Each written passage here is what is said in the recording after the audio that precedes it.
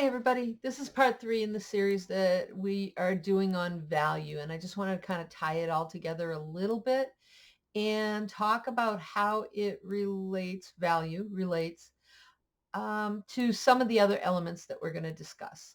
And particularly, I'm going to go over to the chart that we've been working with, and we're going to focus down in here. So value doesn't stand all alone in an artwork. All of those elements and principles, as I've said before, connect to each other. So if you're talking about value, you may also be talking about form, or you might also be talking about texture or contrast or color. Value is very important to color. And we'll get into that even more when we discuss color. So we're really not going to focus too much on that one, but you cannot have color without a value. Every color has a darkness and lightness to it. So keep that in mind as we move forward. And I'm going to set up the page and we'll take a look at that, see where we are. All right, so that should do it. So we talked about implied edges in the last video. Why we see implied edges is because there's a contrast of value. So here you have, this is the one we did with the last one, you have a light area against a dark area.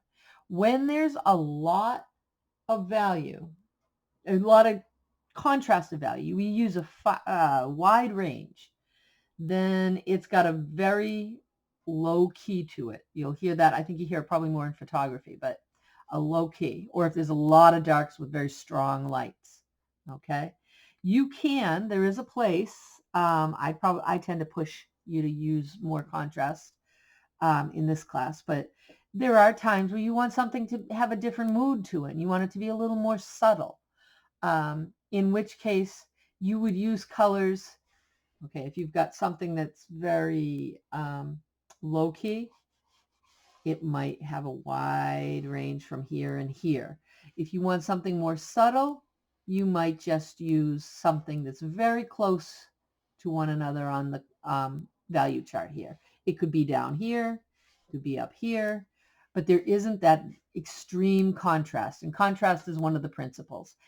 You can contrast other things besides value. You can contrast textures or colors, but in this case, we're contrasting value, and how much you contrast it will have a mood to it. Okay. If this was a skull that was in a cave that you found or something, and it was you'd want it to have a real difference between the darkness of the cave and the highlights on the skull. Okay. You want a certain moodiness to it. But in another situation, you may want something that doesn't get that dark. Okay. There might be just lights. This can still stick out from that, but there isn't that range. So that's one thing we were going to talk about today. Okay. The others, we want to talk about texture. Now, there's a lot of things we can talk about with texture, but since we're talking about value, I want to connect the two. So for instance, you could have texture in our case, because we're drawing, there's different types of texture. There's tactile. If you really reach out and it feels like sandpaper, then it's rough. But if you want it to look like sandpaper, you could imply that by the kind of marks you make on the page. So there's tactile. Put that down here. Just, whoops. Tactile. Really feels that way.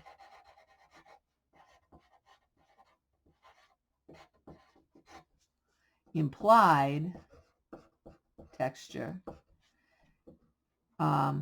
is drawn to look like it feels a certain way.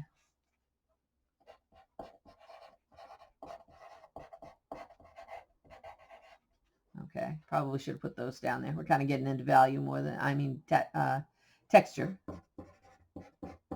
down here more than value, but so be it.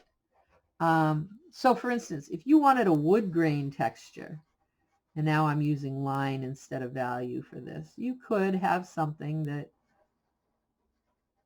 kind of implies a wood grain, and maybe it's got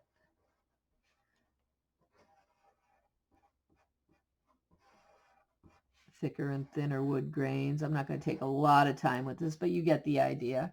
Or you could have something that's, maybe it's a ribbon, okay, and it's shiny. And maybe where it's down in the shadows, it gets a little darker, and as it comes up into the highlights, or the high areas, it gets a little lighter, and then it rolls back down into shadow. So maybe it's satiny. I don't know that this really implies satiny, but you get the idea, okay? It could cast a shadow too. We talked about cast shadows before. Or you could have something bumpy.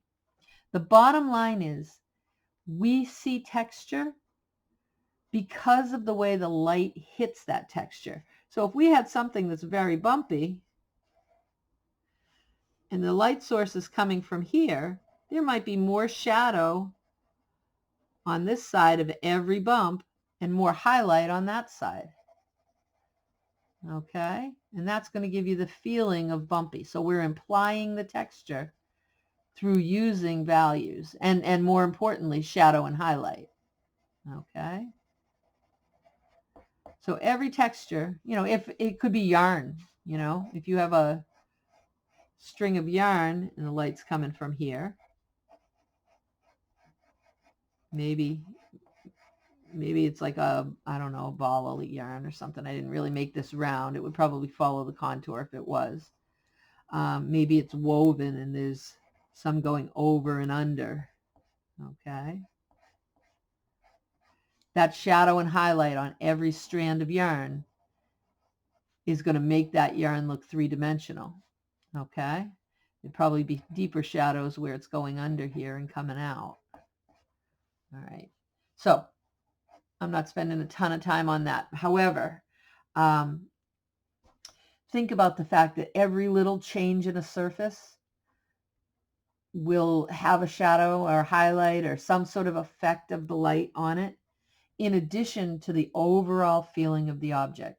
So let's say, I don't know, I'm just winging it here, but let's say this had, I guess I picked wood grain, which really doesn't have a lot of bumps to it. But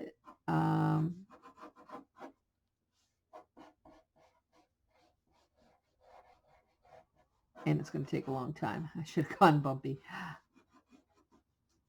Okay. Could be, well, let's,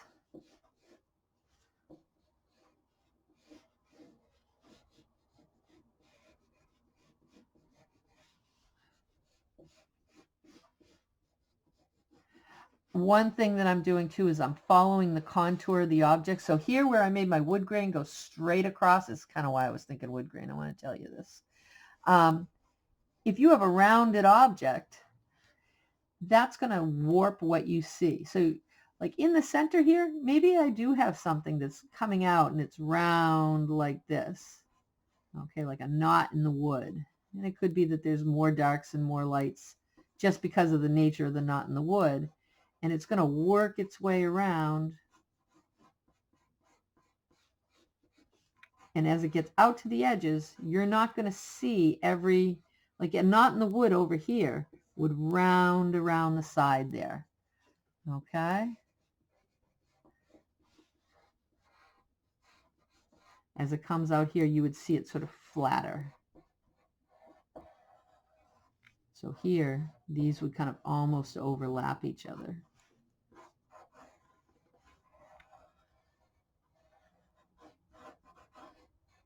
Okay.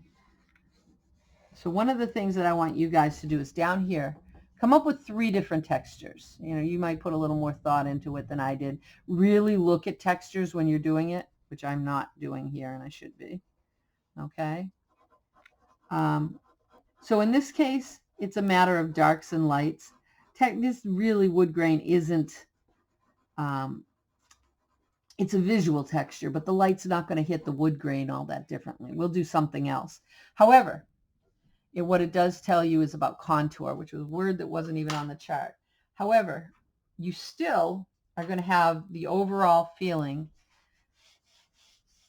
Down in here, you're not going to see that wood grain as much because it's in shadow. So you don't see things in as much detail when it's in shadow. And when it's in highlight, it might be washed out. So even if that's a wood grain, now I switched to vine charcoal here. You're still going to see it. It'll be much more subtle. And I'm still keeping my light source up here. Okay, you might not see a ton if it's like a really strong light up here. You might not even see the wood grain in parts of it if it's very reflective. You could still have some reflective light down here. Okay, so consider that. The other thing I want to show you though is if this was, I'll just do a small one over here. Actually, there's a couple things I want to show you. First of all, if you had a sphere over here, we talked about cast shadows before, okay? So what I didn't say was that if you have an object that's right on a table, we talked about how the light source was going to be blocked by the object. And if the lower the light, like say the sun is very low, it's going to cast a long shadow. And I took it for granted, didn't tell you guys, but that shadow is going to come right up to the object because it's sitting on that table. There's no room between the table and the object. So it's going to come out straight from it. I'm not going to put a ton of time into this shadow. If I had a basketball or a kid's ball and it was thrown up in the air and my light source was over here, it would still cast a shadow, but it'd be way down here. Like say this is the ground. The light source is coming this way, it would be way down here. If the light source was coming straight down, it would be directly under it. Okay, so that's one thing to think about. When we talked about cast shadows, I neglected to mention that part. Say this, I don't know what it would be, but say this is a bumpy surface. I don't know, maybe a meteorite falling from the sky or something like that. Now, unlike the wood grain, which is kind of embedded in the sphere, that was a bad example, the light would hit every little bump. Okay, be more shadowy on one side than the other. Now, the color of the object is something we haven't discussed in terms of values yet either. So if you have an object that's a dark color, if something, you say you have a sphere and it's purple, okay, your range of value is going to be very different than if you have a sphere and it's white. Okay, so you've got those sort of cast shadows and highlights on every bump in this texture. This, I'm going to call it a sphere, but now there's not an awful lot of contrast within this shape. There's contrast with the background. We've got those implied edges. We could even micromanage it a little bit and go in with pencil and get a little more control. And we will go over what a stump is in class. I didn't think to bring any home. And I believe I put some in your kit, so I want you to know what it is. But it's actually a little piece of rolled up paper, and it just gets into spots that are small better than your finger can. Okay, but we'll go over that in class. I'm sure I have one here somewhere, but I can't put my hand on it in the middle of the video. Okay. Now, you would have more shadow down here because it's away from the light. So you may not have any white here, but up on these edges here, you might.